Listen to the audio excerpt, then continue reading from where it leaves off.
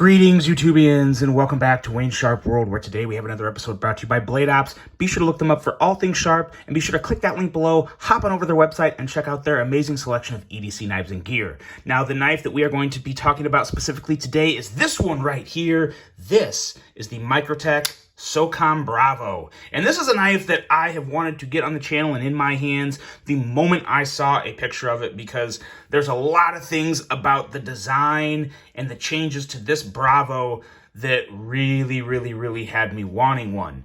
And as you guys know, most of you probably know, this Socom Bravo here is really kind of like the Gen 2 of this knife right here.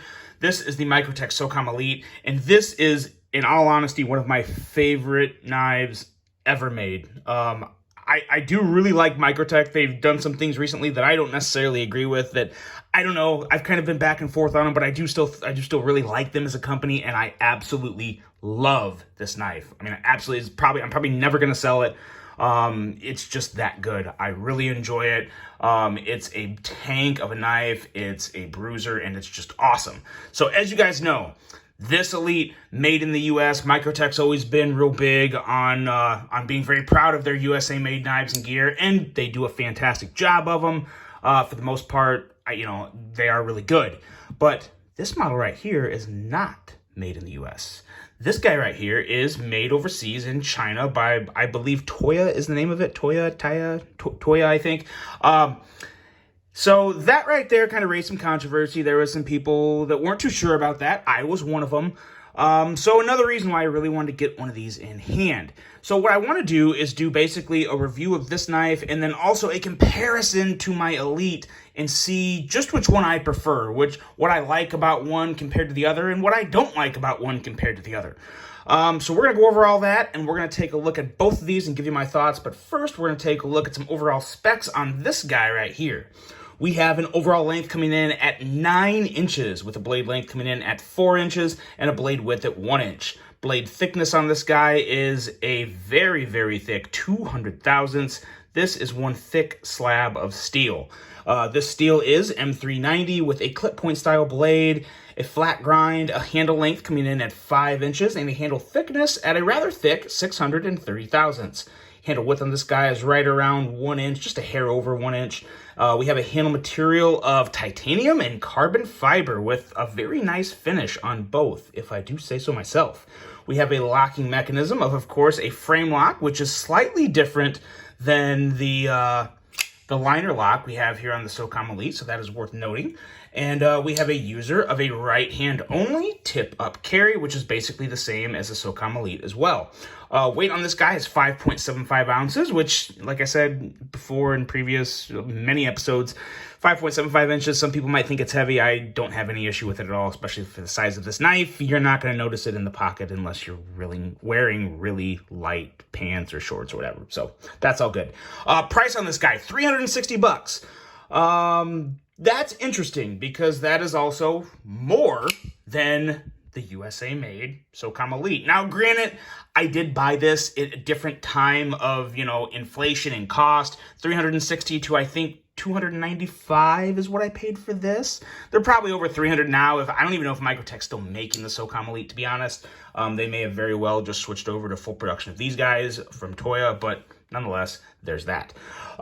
Size comparisons. Let's take a look at some size comparisons and see just what we have here. And of course, I probably don't even need to do this, but as you guys can see, this is the Socom Bravo. I don't know if people will admit it or agree with it or not, but it's basically the Socom Elite, just a different, kind of like the Gen 2 of it. In my opinion, I really think they're very extremely similar. Kind of the same knife, just a little more refreshing take on the latest model. Same size, of course. And then let's pull in some other American-made knives here. Let's go with the Spyderco PM2, and let's move this over a square because I'm OCD and I want everything to line up and be as well centered as possible. There's the PM2. And here's another one I really just love in general. This is the Hogue K320 Nitron.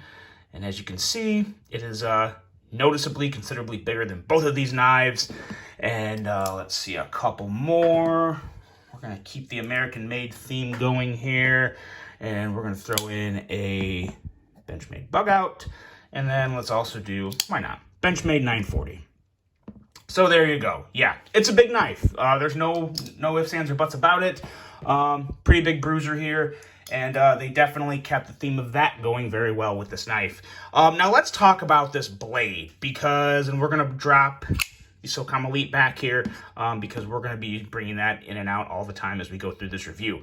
What we have here is, in my opinion, a great looking blade, minus the horrendous billboarding. You know, in the past, when I first started reviewing knives, I did give Microtech kind of a break because I didn't want to be the new kid on the block that was just all, you know, I don't know, kind of like over, you know, annoying and harsh, but I really don't like the way Microtech brands their blades. I kind of gave them a pass earlier on, but as I'm getting more into my own zone and my own way of reviewing knives, I don't want to give companies a break just because I like them. I don't like Microtech's billboarding on their blade. It sucks, to be honest. But the blade is very cool. In terms of aesthetics, the blade, I think, is awesome in terms of aesthetics. But when it comes to cutting geometry and actual sliciness, it's really not a slicer. Again, not all knives have to be slicers. I get that. The edge itself is coming in around 23 thousandths, which isn't bad. It's definitely going to work probably perfectly fine for vast majority of people's EDC needs. And actually, when you get into the serrations are really tricky because there's a lot of people that don't like serrations. And I'm kind of one of them in terms of, from a sharpening standpoint, they can be a little more difficult. They're not hard, it's just another step and it's more time. But serrations are more of like a specialty thing on a blade to where some people love them and use them all the time, and a lot of people just don't really have a use for them. So completely opinionated. I'm not here to bash on serrations because I'm actually going to say the serrations are super. I mean, it comes down to a razor edge on these serrations. So you get some very nice little bit of sliciness. Like if you catch a piece of paper in one of the loops of one of these serrations, I mean, it goes through like butter. So it's super thin. The serrations actually get to be pretty slicey if you're just going through something like paper and just doing like little push cuts. But then the edge itself is plenty sharp enough. I mean, it's going to be just fine. Have a nice stout tip up here. It's going to be really good for any type of, you know, hard use tip work that you may be using, whether it be puncturing or just some nice, I don't want to say stabbing, but, you know, thrusts and whatnot. It would work pretty darn well. The one thing that I like and I don't like about this blade is this fuller here. Now, from an aesthetic purpose, yeah, it looks pretty badass. But when it comes to actual, like, use and like can you use it to deploy the blade? You can't. I mean, you can't get your finger in there to flick it out, which would be very nice from a fidget standpoint, but it's just there. It's just there for a look. And that's kind of okay, but it's such a big fuller, it really, you know, it brings the thickness of the stock farther down to the actual edge of the blade, which will affect cutting geometry and make it not quite as slicey as it could be, or as slicey as the original Socom Elite. I like there not being a fuller here because I think this blade has much better cutting geometry than the Bravo. Just my opinion. Now, is it like worlds different? Probably not worlds different, but I think it is just different because without that fuller, you won't have any type of drag that you may get from the top of the fuller because it literally is a pretty deep fuller area, but then it comes back to this area that could catch and kind of pull and drag as you're making any, you know, cuts through something. So not a huge fan of that, but it does look cool. So you be the judge. I mean, you guys know what you use your blades for. If you think this would be okay, then it's probably going to be okay. If not, then yeah. But the thumb studs, I really like the thumb studs on this. They're very similar, pretty much the exact same as the original Socom Elite, and I've always liked the thumb studs on this. They're big, they have a good texture, they're just very enjoyable to use. So I like the thumb studs a whole lot. And that's basically the blade. Outside of the blade branding, which is on both of these, I wish was gone. It is a good looking blade, and I think it would work very well for a lot of people's EDC needs. So when it comes to the actual blade, I guess I do kind of prefer the Socom Elite, because I do think it has, you know, slightly better cutting geometry, and I just kind of like the looks of it better without the fuller, I think. Especially the stonewash. Really like the stonewash compared to the bead blast or the vapor blast, whatever that is on the finish of this blade. Definitely prefer the Socom Elite in regards to those. Now going into the handle, this is where things get really, really interesting because I heavily prefer the materials and aesthetics of the handle of the Socom Bravo compared to the Socom Elite. Socom Elite is using aluminum with kind of this grip tape inlay type of thing, which is really cool, and I do like this a lot. And from a functional standpoint, this is probably a little better because you do get some nice grip from the inlays there, and it just feels really good in hand. But then I mean, who isn't a sucker for some good titanium and carbon fiber? I mean, this just looks really good. The detail you have along the spine here looks great. Nice jimping and traction up there. And I kind of like these slots here that make it a little easier to clean out the inside of the handle. If you ever get gunk back there, you can just take some compressed air, kind of spray it out back and forth this way. So it makes it a lot easier to clean the handle, which you also have in the Socom Elite as well. But you just get that extra little touch of detail and flair with the spine of the handle on this guy. So I do like that a whole lot. I also really like the frame lock on this. I do prefer the frame lock over the liner lock. And I like the way that they designed it. I like the way that the frame lock works with the carbon fiber. We'll call them onlays because they're not really inlays because there's nothing surrounding the sides here. But the carbon fiber area, I just like the blend line there and how that all pulls together. I think it makes a very attractive looking handle. One thing that I do like and I don't like is the clip on this. Two things I don't like about the clip. It's a very high clip, very tall, high, however you want to call that. Really stands out from the knife. It's not a hot spot, but it's just like an extra platform. And it really is going to come down to each person's individual hand and how they like that and how they feel it and what they think about it. It feels okay in hand, but it just really comes up. And what I really don't like about it is the amount of, like, the clip's retention strength is ridiculously strong. I mean, it's almost like cold steel level. So very, very high amount of retention strength, which is kind of good, but also kind of sucks. It's not going to, I don't know if it'd tear up jeans because you don't have quite, I mean, this is smooth carbon fiber. But I just wish it was just a hair less in terms of strength to where you know you're still confident it's not going to come out of your pocket, but you also don't have to basically feel like you're, you know, doing a shoulder shrug to pull it out of your pocket. But from an aesthetic standpoint, I do like the clip. I just wish it was a little lower with a little less strength. And I like the placement of it with the tip up carry, obviously on the Bravo, but I will also say I don't have any issues with the clip on the Elite. It feels really good in hand. It doesn't have the Bravo clip doesn't have the Microtech branding, which is kind of nice.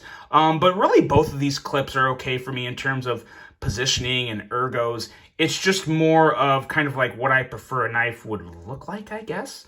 But this also carries a little better in the pocket compared to the Bravo as well. So there's really a lot of pros and cons to these. But at the end of the day, I think they're both okay. I would probably prefer the Bravo a little more if it was just, like I said, a little lower profile and a little less retention strength.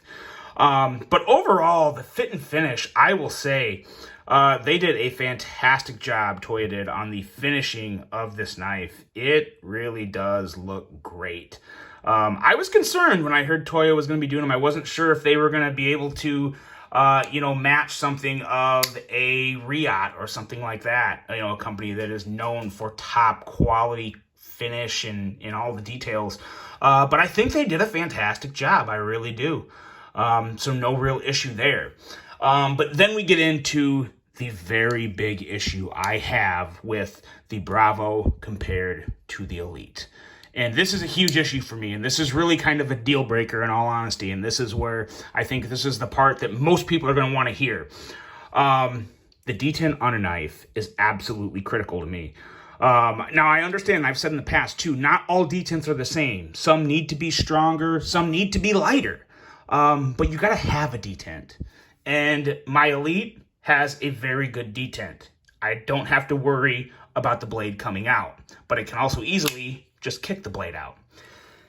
This is the problem with the Bravo.